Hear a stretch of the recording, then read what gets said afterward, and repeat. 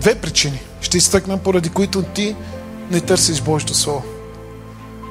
Едната е, защото ти умря духовно.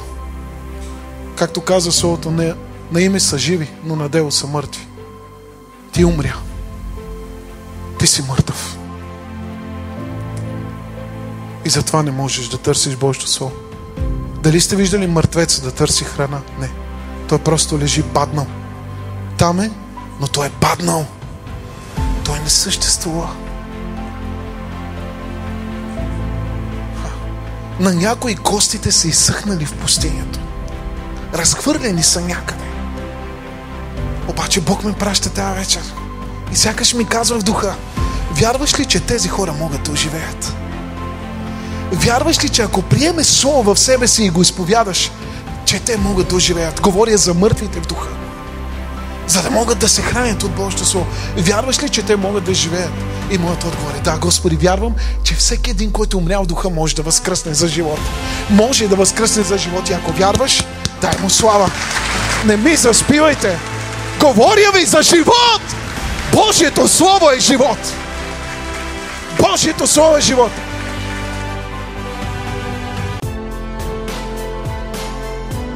И втората причина е, защото някой още не се е родил.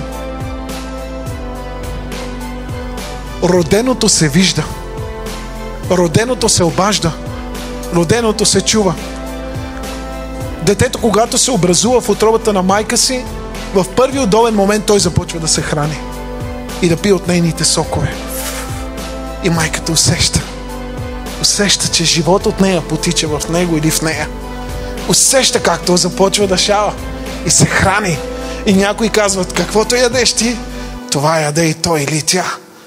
Понеже детето вече се образувало, когато се ражда, какво правим ние?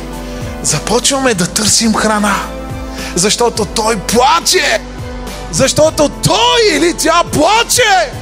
И ние знаем, понеже тя плаче или той, тя или той е гладна. Гладна е. Искам да ви кажа, че има духовни хора, които наистина плачат в духа и казват: искам Божието Слово, искам да бъда там, където е Бог. И ние ги виждаме, той плаче и ние казваме: ела с мен на служение, ела с мен, качи се в мой автомобил, ела да преживееш Божието присъствие и спри да плачеш. Това ми говори, че той или тя са живи, защото викат помощ. Гладен съм. Искам да ям от Божието Слово. Гладен съм за повече от тебе.